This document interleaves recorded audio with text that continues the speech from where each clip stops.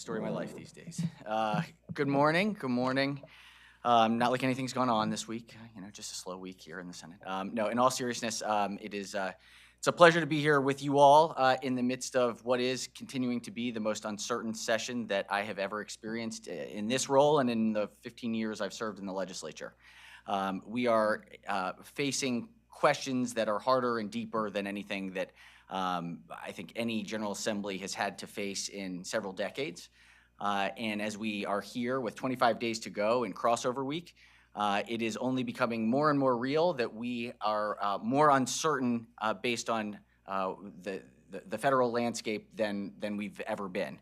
I think all of us were bracing for a shutdown today, and we are now, at least as of last night, it looks like that is less likely. And so now we are all pouring through what is in the continuing resolution to understand how it may or may not impact Maryland.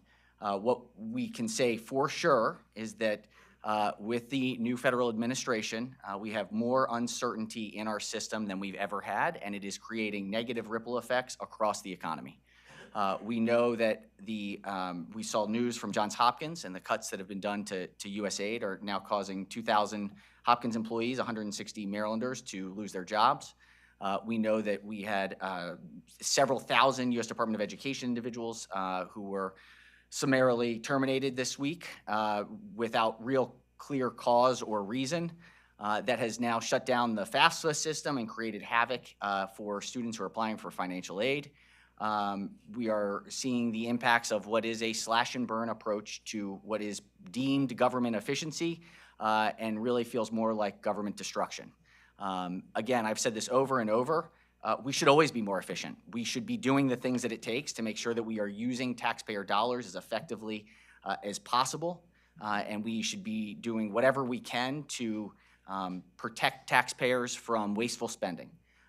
What that doesn't mean is a ham-handed chainsaw approach to just cut and burn, because it has real impacts for real people.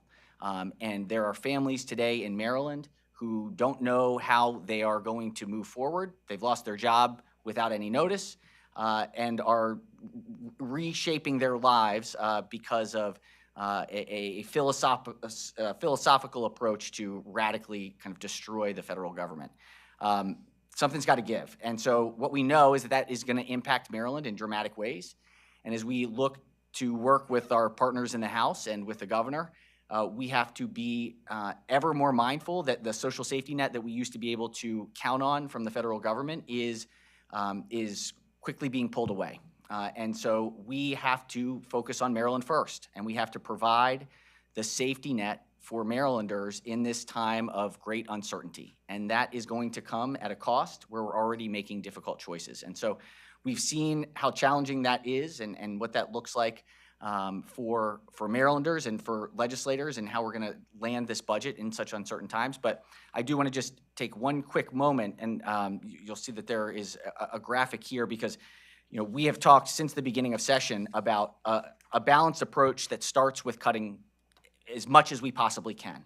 And in the budget that we're contemplating in the Senate, we are already talking about an additional $400 to $500 million of cuts on top of the $2 billion of cuts that the governor has proposed. So what's next? How do you get to the next gap closure measure if you want to cut? What's on the graphic here are 10 illustrative, real examples, things that we are actively contemplating incorporating into this plan. Things like dropping 11,000 people off of Medicaid, removing pregnant coverage of health care for every pregnant woman that's at 264% of the federal poverty level, looking at having to reduce dental coverage for individuals and seniors who are on Medicaid, having to drop 36,000 people off of food stamps, having 2,500 kids in the foster care system lose services. These are the very real costs of the next round of cuts. And so as we face these difficult choices, these are just 10 examples of how you get to the next billion. We have got to figure out a path towards sustainable revenues as well. And so that is the balanced approach that we are going to continue to try to take.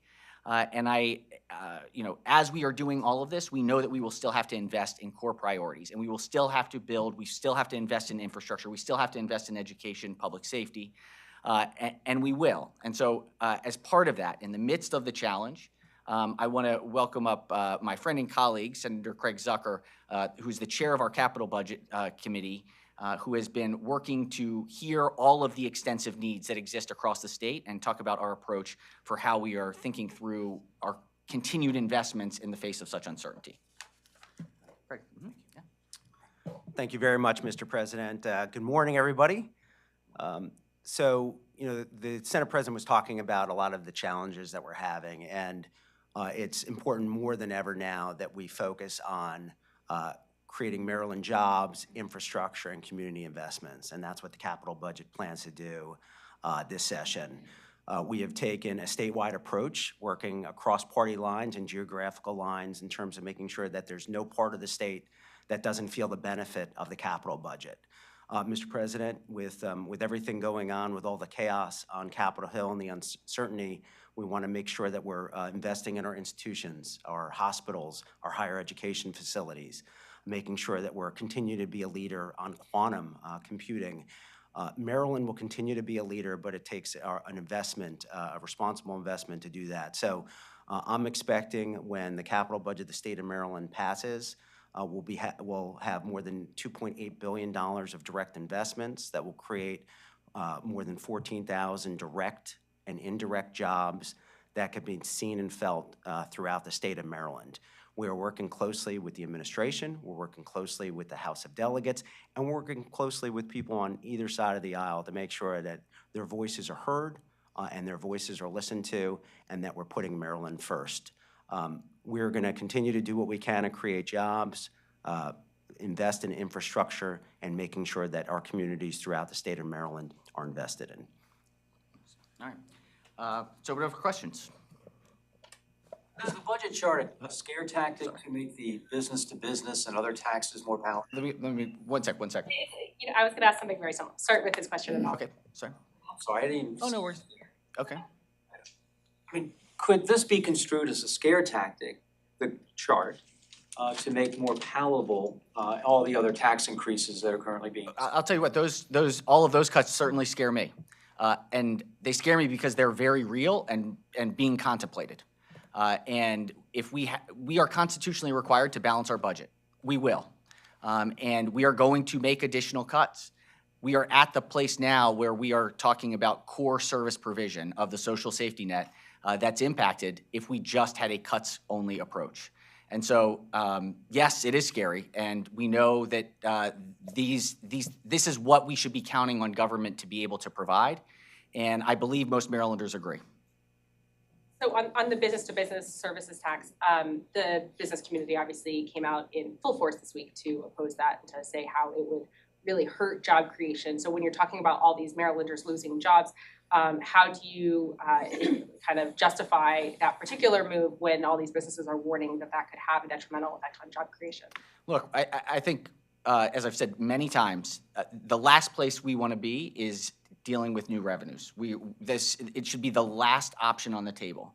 And so the hearing that we had around the sales tax for business services was to present another option and to have a menu of choices as we look at balancing the budget and bolstering the social safety net that we have to provide to have a Maryland first approach to protect people. It was an option, and I will say it's still on the table.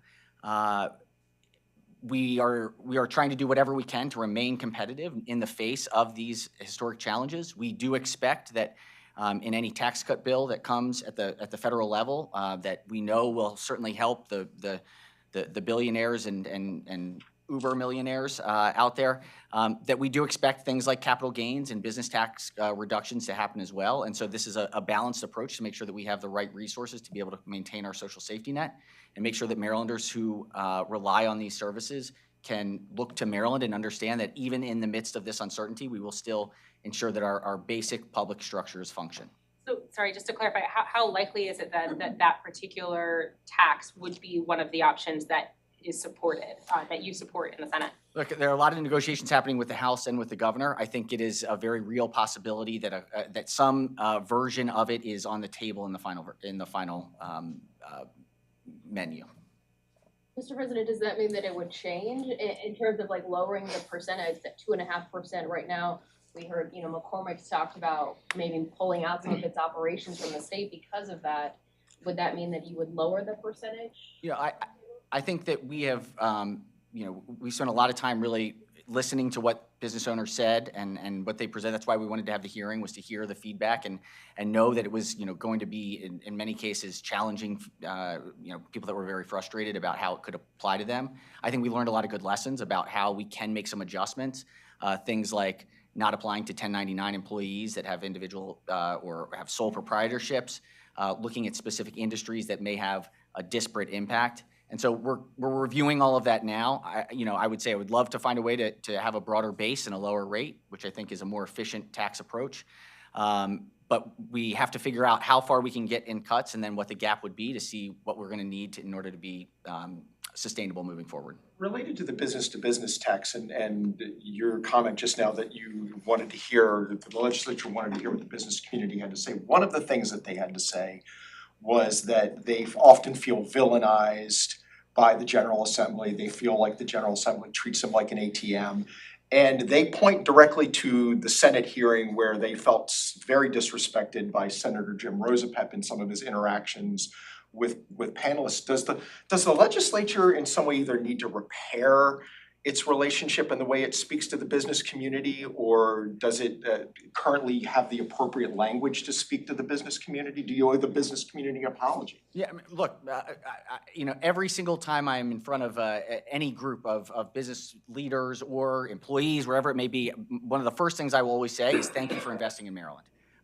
It is absolutely essential that we see a thriving business community in order to drive economic growth, to drive economic mobility so that people can maximize their own potential.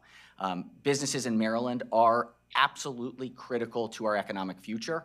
And it's why we're so judicious in trying to approach how we deal with this deficit challenge, because we do not want to become less competitive. I think that it is a balance, and we are making sure that we can hear from our business leaders, even in times of frustration, because there's not a single one of us, I think, that feels excited to be moving forward in the context that we're in. We are faced with the unbelievable uncertainty from the federal level, and that's making us approach very, very hard choices. I can't speak more to that other than the business community in Maryland is absolutely critical. Yeah, please. I just wanted to add to that, Brian. So when we're looking at the capital budget, a lot of these non-for-profits and smaller entities are actually connected to chamber members. So when we're investing tens of millions of dollars in the capital budget, a lot of those are actually benefiting the local chambers of commerce and their members. And one more thing, as I'm thinking, one of the questions I've also had in the last few weeks to a number of business owners, what does it look like to have 25% tariffs and then be told there's 50% tariffs on all of your goods, and then be told, well, maybe it's 200% tariffs on your goods? What we're seeing, the unpredictability that's coming out of the Trump administration is the worst possible thing you could imagine for businesses. And so that is weighing on all of us. I'm sure it's weighing on a number of business leaders today, that the supply chain costs that they had expected 6 months ago when they put it in order are now 100% higher when they come on shore for their manufacturing processes.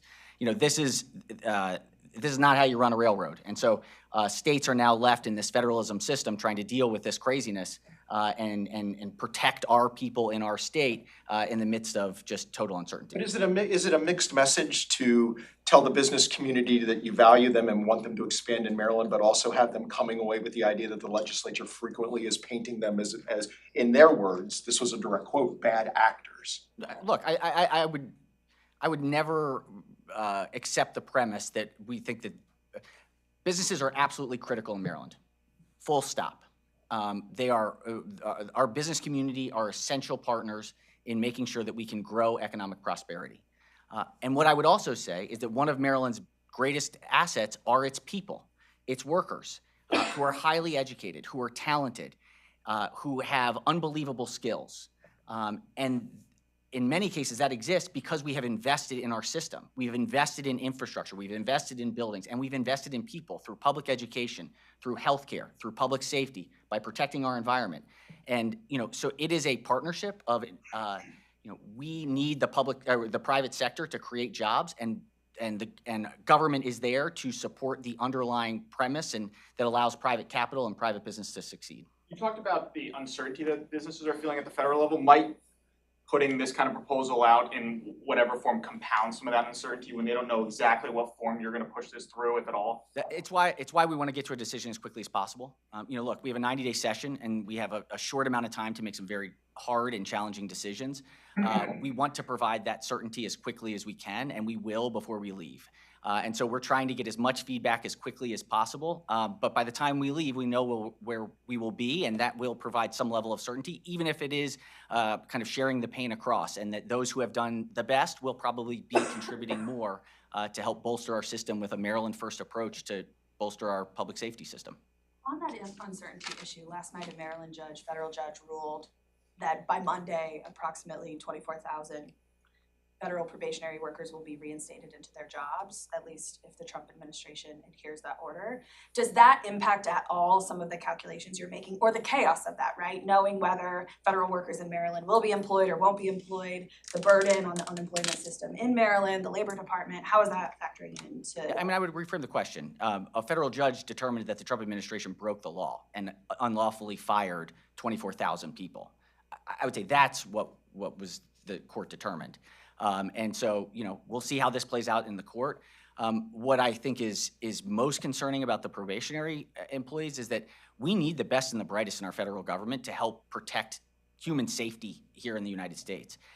And if you're a recent college graduate, if you're a new person moving into the federal government, if you're somebody that just gets promoted and has dedicated their lives but wants to move up the ranks and have to take on that probationary status, who wants to go work for the federal government right now?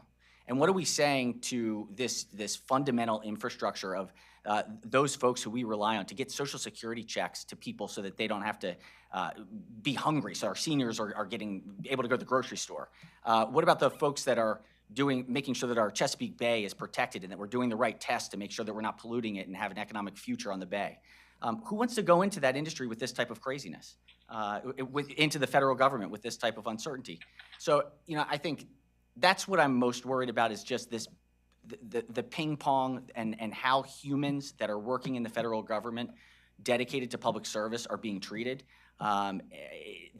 This is not a sustainable path. But does that impact budget negotiations? It certainly does. Look, we take what's happening at Hopkins or the Department of Education, or even the park rangers at Fort McHenry in my own district. People are losing their jobs, and that means that we have to expect even more impacts to our income tax system, to our sales tax system, to our property tax system. We're going to have folks who are going to be more reliant on our public social safety net, be it Medicaid or the unemployment system, child care subsidy if they don't have funds to send their children to child care as they're looking for a job. And that is a larger cost for the public sector. And so we know that it's not just about balancing, it's also about supporting the increased needs that are coming because of the destruction of the federal government. And even if they are offered jobs back, I'm curious to see how many will take it, or how many will just throw up their hands and say, you know what, it's gotten too crazy, I'm doing something else. And that hurts all of us by not having talented folks in the federal government. Concerning the blueprint for Maryland's future, DLS came out with their new projections of how much the blueprint is going to cost local jurisdictions. And if you compare that to the initial projections from 2021, we can see that they were pretty significantly off by hundreds of millions of dollars of how much more it's going to cost taxpayers. And DLS is saying one of the problems is that the blueprint was passed during the COVID pandemic, and the projections were inaccurate because we didn't know what the economy was going to look like coming out of the pandemic. And now that we're getting a better understanding of how much the blueprint is going to cost, in hindsight, was it a mistake to pass the blueprint during the COVID pandemic? No, certainly not. Look, there's no better time than now to make sure that we're investing in a world-class public education system here in Maryland. It is our competitive advantage. Having a world-class education system is fundamental to building our economy. And so there's never a wrong time to be further investing in our education system and demanding results. It's not just about spending, which does matter. It's about results. And so the whole point of the blueprint was, if we are going to be investing more in public education, we want to see those results come forward. And that was the fundamental premise of what the blueprint was about. So I would say I would kind of push back on the premise that it was incorrect projections. It was a formula, and the formula did not account for the number of students that qualify for free and reduced lunch meals post-pandemic, and undercounted students who would be identified for special education services. And those two features are about individual student counts. It's a per pupil formula. And so they weren't wrong. It was that there was projections of the formula being on different assumptions, which happens in any type of public budgeting. So what does that mean? It means the students in our system have higher needs. And to think that we are going to just expect to be able to do the same thing with less is not realistic. We have to be honest about the fact that we have young people with higher needs, and we should be investing in them so that they can meet their fullest potential. We are going to have to make adjustments. It has to be sustainable. I appreciate the governor having a difficult conversation about what the out-year costs look like. I know he and I and members of the House all agree that public education is fundamental and is absolutely essential for the state of Maryland. It also has to be sustainable. And so those are part of the conversation that we're looking at this year as we look at the budget negotiations and how we can really bend some of the cost curves while putting in additional resources to sustain our social safety net, because we know that public education is critical, and if people are losing their jobs and children are losing healthcare coverage, we're going to have to step up in other ways too. And so that is the very real situation we find ourselves in as we try to close down this budget in the next 20 days. The numbers are off by a pretty significant amount. It was like 9 to 10%. Just in this fiscal year, it's $700 million more dollars that taxpayers have to pay than what they were told it was going to cost just 3 years ago. So, I mean, I understand what you're saying, but the reality is taxpayers by law now have to pay $700 million more in just 1 year. That's a lot. It's a formula based on need, right? And so I think that's an important component. We passed a formula that says that there are some students who have greater barriers to academic success. And for those students, as we've seen across the globe and across the country, those students need more resources to be successful to overcome those barriers. And there are more students who qualify and have those needs in Maryland today than were projected in 2020. And so it costs more. That is the reality. And the alternative is that we don't invest. We don't have a great system. We see an increased dropout rate in high schools. We see an increased juvenile delinquency rate, because what we know is that truancy is inherently related to juvenile crime and to young people getting involved in crime. And so if we want to create a society and where everybody has the opportunity to truly thrive, we have to invest in our public education system to give children a chance to meet their potential. Mr. President, given the catastrophic effect of the cuts that are up on that chart and the thousands of people that would be affected, has there been equal weight given to a conversation on investing less in industries like quantum that are still at this point a concept? Yeah, it's a fair question. It's a very fair question. It's not an either or. And I think that it's very important in the midst of this that we have a both and approach. We have to reduce resources. It's just like with the capital budget, suggesting that maybe we just don't invest in infrastructure for a year. Sure, that would certainly close the budget gap, but it would turn our roads and bridges into a hellhole. And so, I think we have to be very intentional that we are going to have to do both things. We have to be able to cut our resources and invest in growth, because we know that in the future, we are going to have growth vehicles in order to balance our budget and have businesses thrive. And so I would say we have a competitive advantage here in Maryland because of our great institutions, and quantum is one of those things that has the potential for the state of Maryland, where we have a competitive advantage with one of the best companies that exists in this space, to set up the next 3 decades of leading the world in technology. And so we have to be able to be thoughtful and strategic and purposeful about making some bets on growth. And I think that's what sort of the quantum program and growth opportunity presents. And how much are we investing in that? Right now, it's, for the capital budget side, it's about 10 million so far. And it's also not just the company, I would say, is the other big thing. It's also the research, and it's the basic science that leads to an entire industry's growth, which is different than just a specific a grant to a one company. This is about investing in basic science that allows for economic growth in the future. And let me add to Yeah, that, please. Mr. President. So the other thing about quantum is that we could be a world leader on quantum. And this is the future of the world, and Maryland could be in the epicenter of it. Mr. President, back on education. Sorry. Go ahead.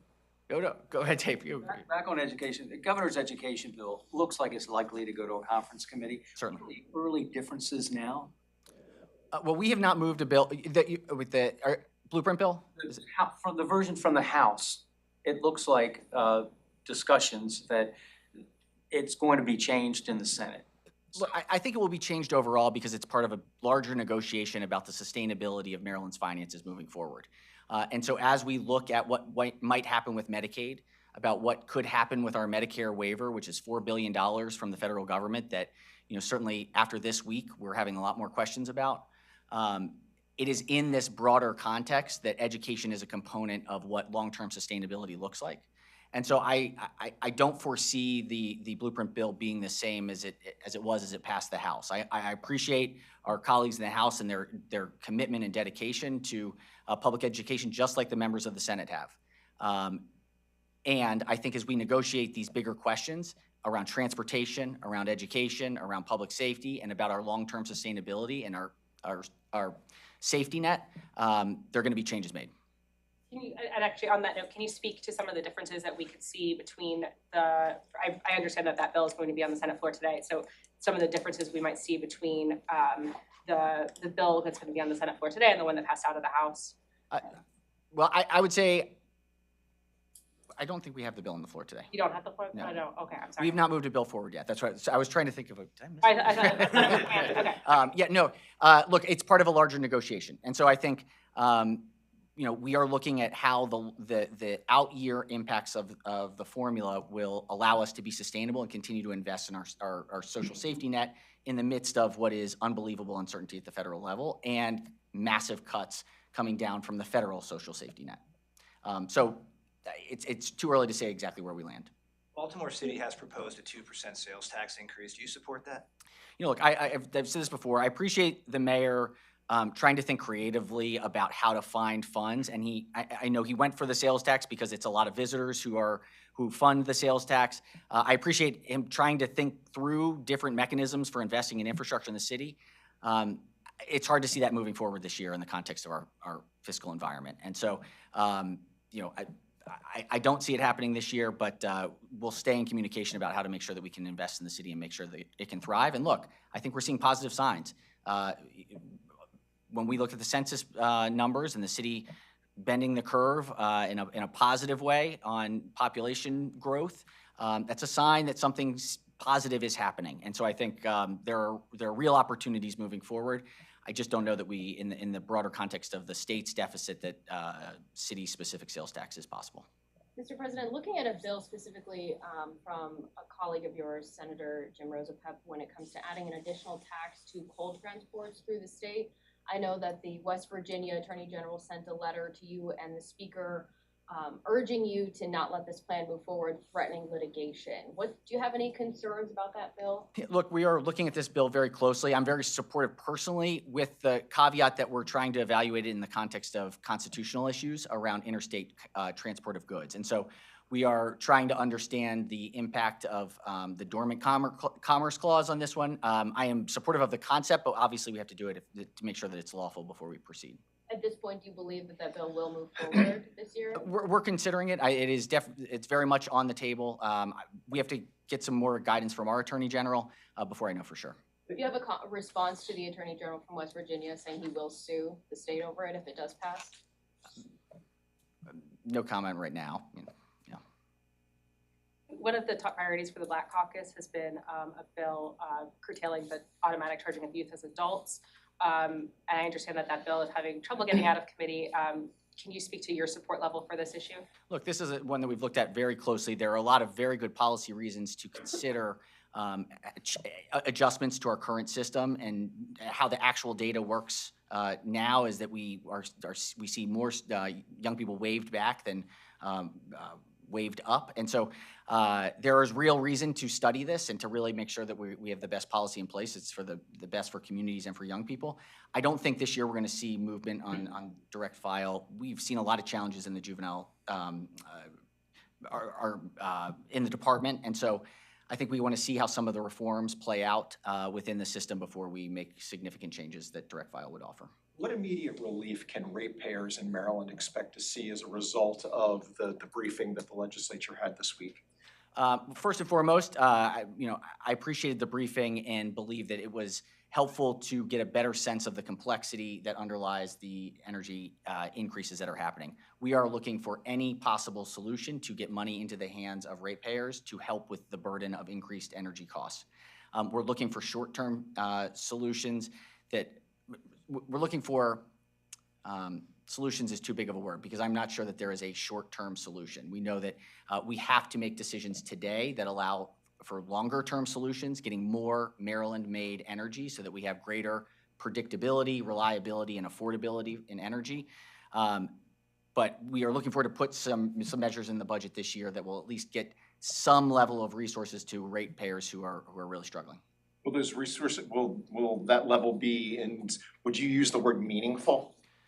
Look, I think anything is meaningful, and it's in the eye of the beholder. We'll do whatever we can that is fiscally responsible for the long-term health of the financial health of the state to help ratepayers however we can, while building for the future. Yeah. Thank you, Mr. President. No. Okay. All right. Thank you all. Off we go. Double session day.